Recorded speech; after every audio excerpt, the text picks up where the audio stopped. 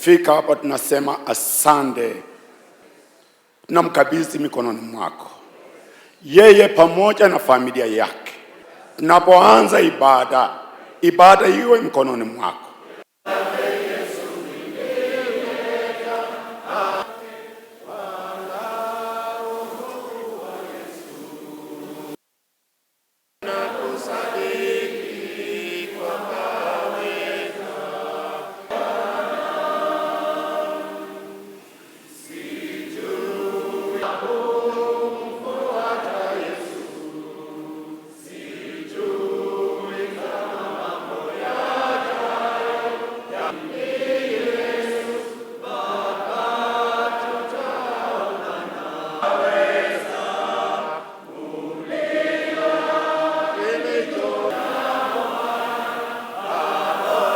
Tumetoka pale, tumefika hapa. Lakini hatujafika mahali tunatakikana tuwe. Kenya haipaswi kuwa mahali tuko leo. We are supposed to be a wealthy, prosperous nation. Tuko na uwezo. Sikizeni marafiki zangu, na munisikize kwa makini. Tuko na uwezo kama taifa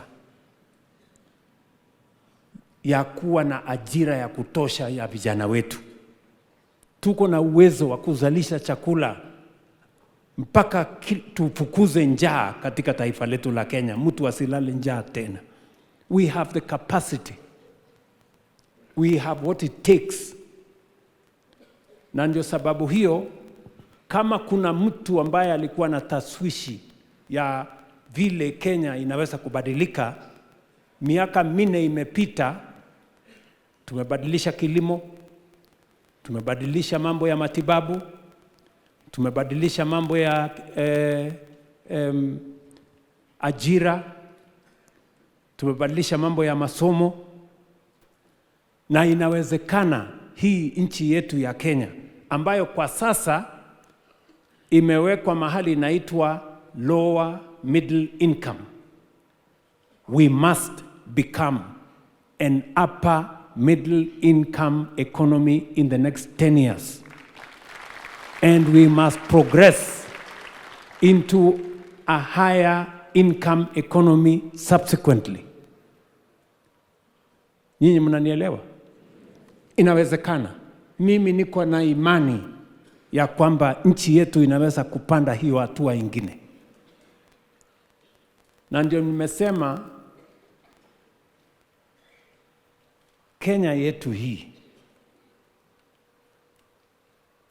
ni nchi ambayo ni ya demokrasia. Tuko na uhuru wa kusema, tuko na uhuru wa kufanya ile tunataka. Tuko na uhuru hata saa zingine tunapitisha mpaka tunatumia kwa matusi.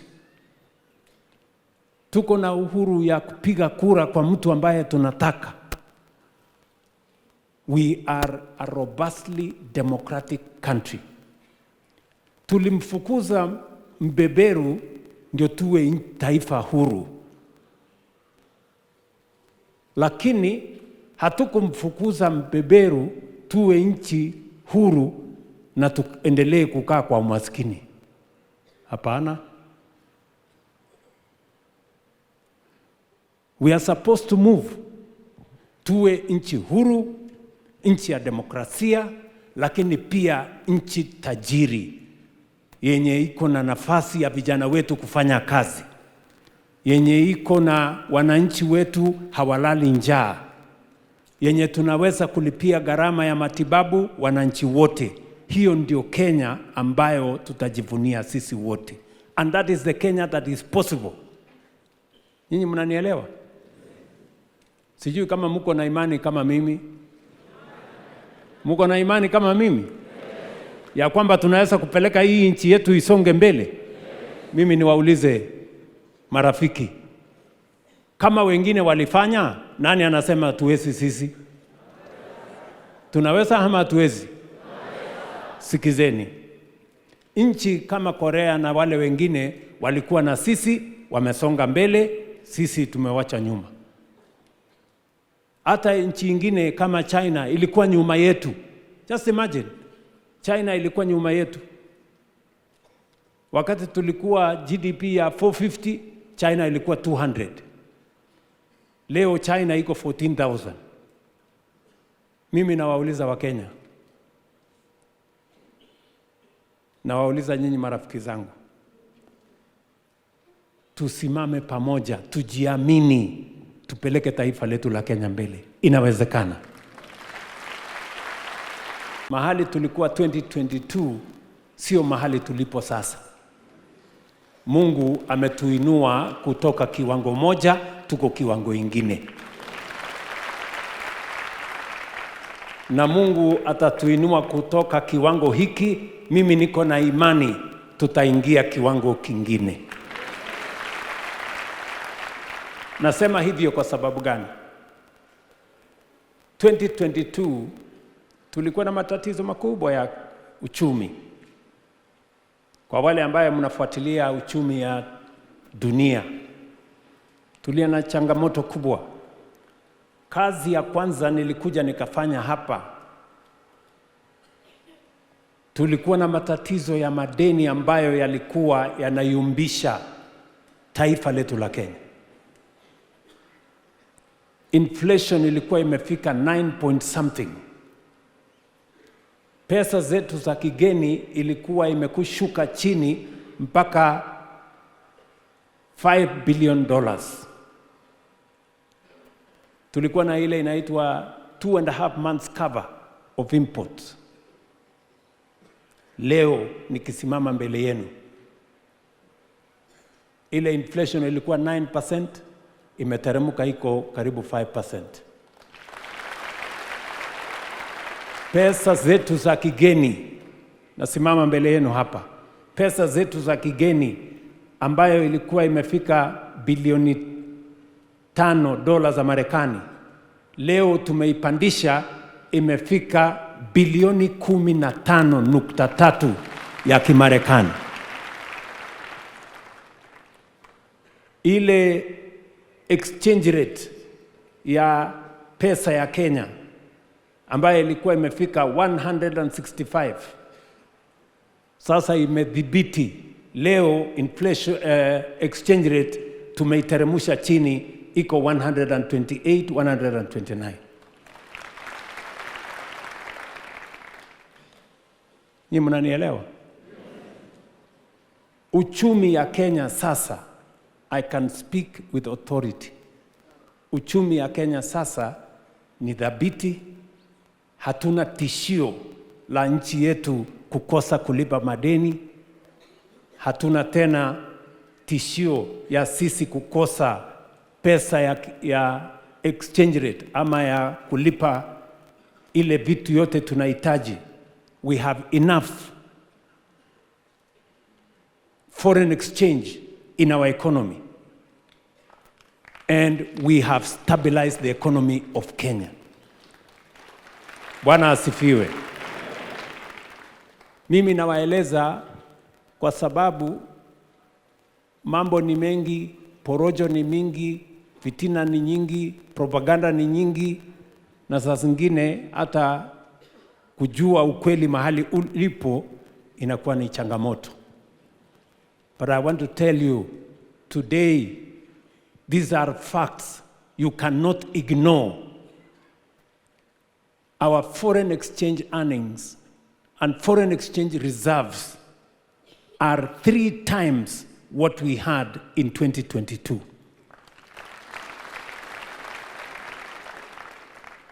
Kama tumekwamua zile barabara zilikuwa zimekwama, leo tunajenga barabara kila mahali Kenya. Ile watu walikuwa wanasema haiwezekani mambo ya housing, leo tunajenga nyumba 1,300, hostels ya watoto 180,000, masoko 600 inaendelea taifa letu la Kenya. Wale walikuwa wanasema mambo ya matibabu haiwezekani, leo watu 32 million wako registered. Tumelipa 170 billion in the last 1.5 years. Inawezekana. Walikuwa wanasema ya kwamba mambo ya elimu haiwezekani, leo tumeajiri walimu 1,100, madarasa 23,000, tumenyorosha CBC. Leo funding model ya university inafanya kazi. Inawezekana. Mimi nawaeleza ndugu zangu wa Kenya, inawezekana tupeleke taifa letu la Kenya ipande hapo mahali pengine. We have demonstrated in the last 4 years that it is possible to transform this nation into a first world country in our lifetime. Tunahitaji miaka 20 ijayo, miaka 20 kizidi sana, miaka 25, tuwe na utajiri wa kutosha katika taifa hii. Tufukuze umaskini, watoto wetu wapate ajira, tuzalishe chakula ya kutosha na Kenya iweze kwenda hatua hiyo ingine. Mimi niko na imani, sijui nyinyi. Kama hatuna vile tumejipanga, tutakwama hapa katikati. Lazima tufanye nini? Tujipange. That is why vision for the country is important. Na ndio sababu hiyo mimi nawauliza nyinyi marafiki, kanisa la marafiki. Hapa mbele nimeitisha mkutano tukuje tuketi chini. Tarehe 12 tunaanza safari. Mwezi huu wa 8. Ya kuketi chini sisi wote kama Wakenya. Vile tukiliketi chini tukatengeneza katiba yetu. Pia tuketi chini tutengeneze mpango ya maendeleo ya taifa letu la Kenya.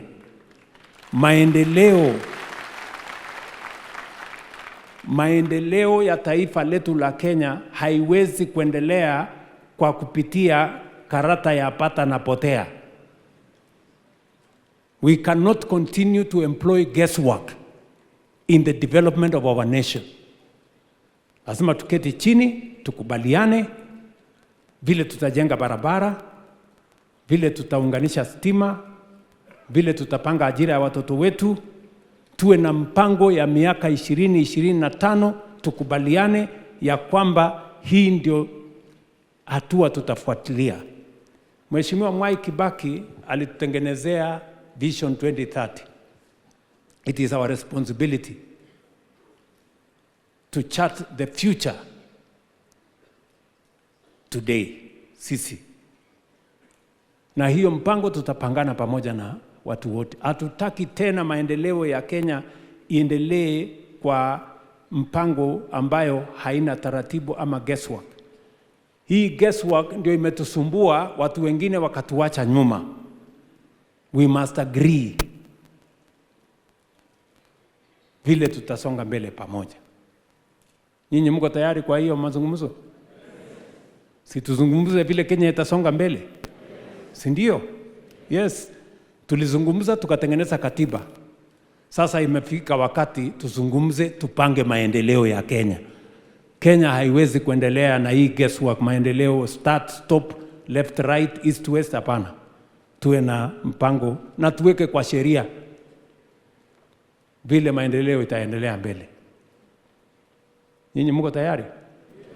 Unajua ile tulitengeneza ya Vision 2030, public participation haikukuweko, wananchi hawakuzungumzia na hatukukuwa na sheria. Leo katiba ya Kenya, mkisoma katiba ya Kenya sehemu ya 43 inazungumzia mambo ya matibabu, inazungumzia masomo, inazungumzia mambo ya health, inazungumzia vile tutazalisha chakula, na hiyo ni sehemu ya katiba. The Constitution speaks to economic development, and we must have a plan on economic development that is in law, guaranteed by the Constitution. Mnasema tuendelee ama tuendelee hiyo barabara? Mnataka maendeleo ya Kenya iendelee na guesswork hii ya kubahatisha, hii jaribu hapa na pale? Tumeanza safari ya kupeleka Kenya mbele. Tayari tumeanzisha National Infrastructure Fund.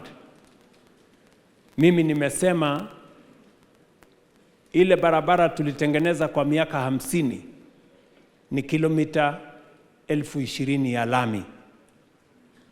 Nimesema ndani ya miaka 7 ijayo tunataka kutengeneza kilomita zingine 28,000 na tayari tumeweka pesa kwa National Infrastructure Fund. Tumesema ya kwamba kwa hiyo National Infrastructure Fund tunatengeneza mabwawa, tuweke irrigation ekari 2.5 milioni, tuzalishe chakula, tufukuze njaa. Nimesema kwa hiyo National Infrastructure Fund tuzalishe megawatt 10,000 mpya ya stima, tusambaze stima kwa manyumba, kwa factories, tuzalishe nafasi ya ajira, Kenya iweze kusonga mbele. Hiyo ndio mjadala nataka niwaunganishe na pamoja na nyinyi, ndio tusongeshe Kenya mbele. Jameni, msikubali tupelekwe mahali ya karata ya pata potea. Watu ambao hawana mpango yoyote, hawajapanga chochote, hawana maono, hawana mpango, hawana sera, hawana agenda. Tusiende kule, tutapotea. Yes, kila kiongozi bwana apimwe na ile kazi amefanya. Haiwezekani kwamba umekuwa Kenya hii ukirandaranda miaka 40 hakuna chochote umefanya, alafu unasema tukupatie uongozi. Mheshimiwa Rais wa 3, Mheshimiwa Mwai Kibaki, alitusaidia tukatengeneza ile inaitwa Vision 2030. Hiyo Vision 2030 ndio ikawa ni maono yetu, mpango yetu ya taifa, ikatufikisha mahali tukawa na katiba mpya. Sasa ni wakati wetu. Mahali tulipo sasa, tumedhibiti uchumi, mambo ya matibabu tumepanga, maneno ya housing tumepanga, maneno ya masomo tumepanga. Sasa ni nafasi yetu kama Wakenya tuketi chini pamoja, tupange destiny ya taifa letu la Kenya. Miaka 20-25 ijayo tunataka Kenya isimame mahali gani? Na sisi wote tukubaliane. Haiwezi kupangwa na serikali, haiwezi kupangwa na chama peke yake, haiwezi kupangwa na wachache. Sisi wote tutaketi chini tupange, tukubaliane Kenya itakuwa wapi in the next 20-25 years. Ndio tumpatie imani huyu Nicholas na wenzake, watoto wa taifa letu la Kenya.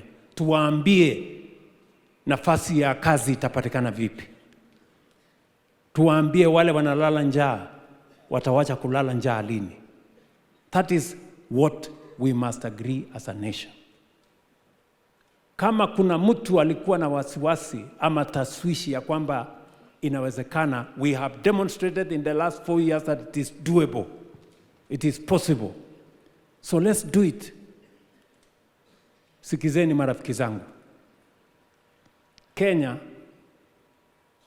haikuwa ya kwamba tuwe nchi huru, nchi ya demokrasia, nchi ya rule of law, na tuendelee vijana wetu hawana ajira.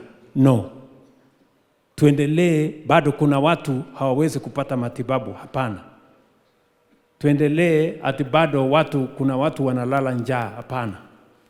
We are supposed to be a democratic, united, under the rule of law, but also a wealthy and prosperous nation. Na isiwe ya kwamba ati hawa wanaendelea wengine wamewacha nyuma. Hapana. Na ndio nimesema ya kwamba Kenya, nikiwa rais wa nchi hii, hakuna sehemu ya Kenya itawachwa nyuma. Mambo ya siasa ya chuki na ukabila na ubaguzi tunazima. Tunakuwa nchi moja ambaye sisi wote ni sawa. Watu wa kanisa la Quakers, tuendelee na hiyo kazi. Mko tayari tufanye hiyo kazi pamoja? Mko tayari tufanye kazi pamoja? Unajua kuna watu wengine wako na madharau. Wanasema ati wananchi hawawezi kuja kusema chochote. Kwani wananchi si nyinyi ndio mlipanga katiba? Kupanga maendeleo ndio itawashinda? Tutapangana hapa na mimi nitakuwa mstari ya mbele mpaka tuhakikishe ya kwamba Kenya tuna utajiri, tunafukuza umaskini, watoto wetu wapate ajira, tuzalishe chakula ya kutosha, tuwe na matibabu kwa kila mtu, ndio Kenya iwe ni Kenya ya usawa. Mhubiri hapa amesema we must be fair. Ama alisema namna gani? Alisema uongozi uwe fair. Yes, kila mtu. Kusiwe na watoto wa tumbo na watoto wa mgongo. Watoto wote wakuwe sawa. Ama namna gani jameni? Tuendelee namna hiyo. Your Excellency, Dr. William Samoei Ruto, and the protocol observed, I stand here on behalf of the Quaker women of Kenya who have come here in big numbers just because of prayers. We come to appreciate you for the great transformation you have initiated that have promoted the welfare of the Kenyan women in health care, housing, and infrastructure. Therefore, Our Excellency, may our good Lord give you long life and good health and wisdom to transform our country, Kenya. Thank you. We can promote peace by praying faithfully the way we have come to pray today. Bwana Yesu asifiwe. We can promote peace by speaking truth with love. Yani kuongea ukweli kwa upendo. Wacha neno likamchome mtu hata kama unasema ukweli lakini uongee kwa upendo. What is happening in the nation, I think we need to pray. Kwa sababu tumekuwa na cheche za maneno moto moto za kuchoma, kuharibu inji. Lakini sisi kama kanisa la marafiki, tunaomba kwamba hata wanasiasa mahala wako watulize boli. Bwana Yesu asifiwe. Speak about what you stand for. Bwana Yesu asifiwe. Lakini tumeona hivi karibuni matusi. We want, when you stand, say what you stand for. Sema mimi nitafanya hiki na hiki na hiki. Lakini yale ambayo tumeona ni cheche tu za maneno makali, matusiano. Lakini sisi kama kanisa tungependa kusema Mungu atusaidie tuwe na amani. Hata wakati ambapo tunakaribia uchaguzi 2027, Kenya is here to stay. Bwana Yesu asifiwe. Sisi tutatoka. Kenya is bigger than an individual. Kwa hivyo tuweke maslahi ya inji mbele kuliko kuweka maslahi yako mbele. Ukiona watu wanang'ang'ana, wanapigana, ni kwamba wanapigania maslahi yao yenyewe. But tungependa kusema kama kanisa na kuappeal kwa kila mmoja kwamba Kenya is greater than you wherever you are. Bwana Yesu asifiwe. Haya mambo yote yatapita, lakini Kenya itabaki. Kwa hivyo tuombee taifa hili, hata na sisi tunapoondoka, tukaweza kushuhudia amani katika nchi yetu kwa vizazi ambavyo vinakuja. It is dangerous to give leadership and responsibility to an individual, be it a man or a woman, who is driven by vengefulness, vindictiveness, bitterness. Mtu kama huyo, do not give leadership. Shall I repeat? Shall I repeat? Shall I quake? Somebody who is bitter, who is driven by vengefulness, who is driven by vindictiveness, cannot be trusted with leadership.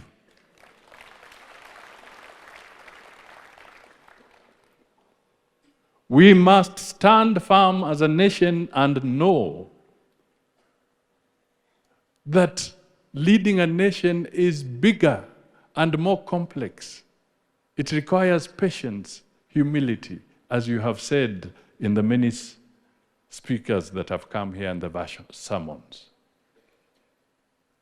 We must not change or give our sovereignty, our right, our sovereign right, our sovereign responsibility, and then reduce it to an ethnic pole.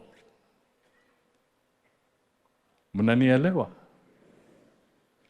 We cannot convert the leadership of this country to an ethnic pole ya ukabila.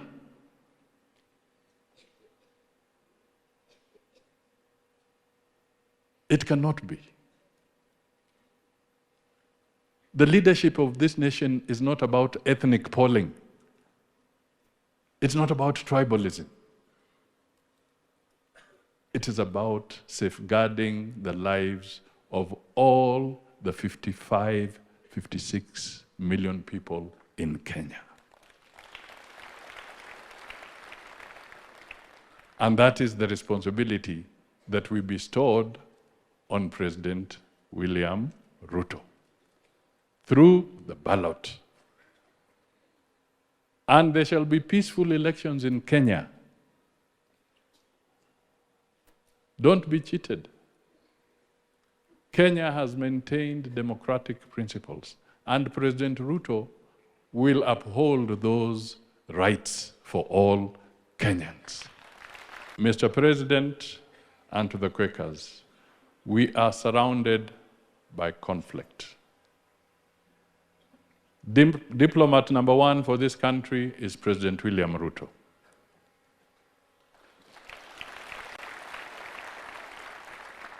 He is involved in a lot of mediation, a lot of conflict resolution. Because without naming the countries, but you are all knowledgeable people, knowledgeable men and women of the Quaker fraternity. You know the conflicts around us. We are now dealing with the Middle East crisis. The Middle East crisis, it may seem far, but it is affecting your home because the cost of fuel has gone up.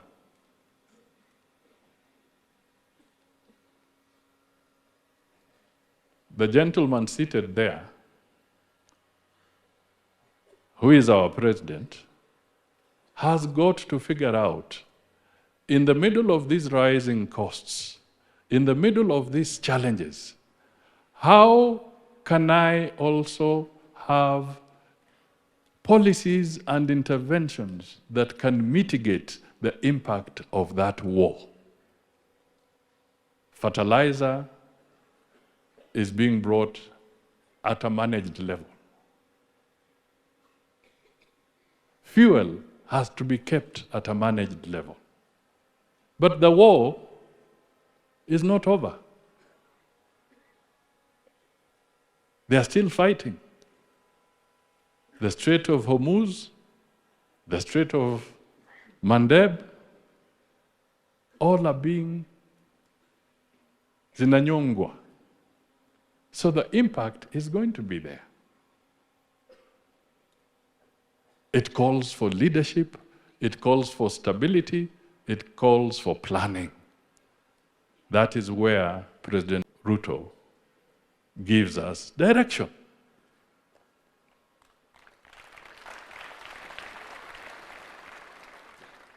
So it is not as simple as it looks.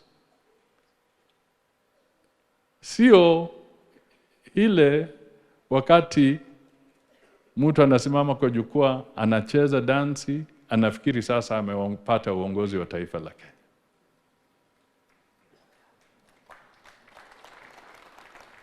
It is deeper. And you Quakers know it. You know it. And it is our responsibility to speak the truth and our responsibility to guide and to help our children. Kuna mtu alienda kwa Yesu usiku. Alikuwa anaitwa nani? Nicodemus. Akauliza, nikitaka kwenda kwa ufalme wa Mungu, nataka nifanye namna gani? Aliambiwa aje? Lazima uzaliwe mara ya pili. Hiyo ndio two term, Your Excellency, that we are talking about. Hiyo ndio two term, Your Excellency, tunaongea juu yake. Lazima uzaliwe mara mbili. Bwana Yesu asifiwe. Na Mheshimiwa Rais, nilikuwa hapa nikiangalia maendeleo ile unafanya. Nikaona chapati inatengenezwa huko. Na nikaona imewekwa upande moja na ikapinduliwa. So lazima ipinduliwe mara ya pili ndio iwe chapati. Hiyo ndio two term tunazungumzia, Mheshimiwa Rais. So we want to assure you, Your Excellency, that we will continue talking to our people because you are one president who has tried to balance development in this country. That is for a fact. If you go, things are happening everywhere. Kenya has become a construction site because of what you are doing. And we know that first term is to lay the foundation, to clear the ground. But a lot of things are going to be seen as we continue. And that's why we want to pray to God to give you strength so that you can continue the good work that you are doing in the Republic of Kenya. Nehemiah chapter 6. When Nehemiah was rebuilding the wall of Jerusalem, we had two people who tried to distract him. One was called Sanballat and Geshem. They wanted to distract him so that he doesn't continue building the wall. But Nehemiah told them, I'll not come down because I've not finished what I'm doing. Your Excellency, continue building the wall of affordable housing, infrastructure, SHA, the stadiums you are building. Those noises will always be there to try and distract you like Sanballat tried to do, but remain on the wall. Your Excellency, if you read Philippians 1:6, it says what has been started must be completed. Your Excellency, we are encouraging you to complete what you have started. All these people, most of them came by road. Those caterpillars, graders you saw, that is the Rironi Mau Summit Road. That is going to save us as we go to Western. Your Excellency, we want to encourage you, just the way you told us, that you would want one team to also start from Malaba, coming this side so that they can meet in the middle. Your Excellency, that will do a great service to us because our people have been staying long hours on the road. Your Excellency, we also want to thank you for the SGR relay, which had stopped in Naivasha, and through your leadership is now going to Malaba through Mianga in Bungoma. Your Excellency, we know you have plans to put up a level 6 hospital in Bungoma at the cost of 10 billion. Your Excellency, you are also completing the level 6 hospital in Kakamega. Your Excellency, you are also improving the airstrip in Kakamega. You are also putting up a terminal station in Matulo airstrip in Bungoma. Your Excellency, my duty as somebody coordinating your activities, we have a team here that has been working, is to provide evidence to the people of Kenya that work is being done. Kazi inaendelea.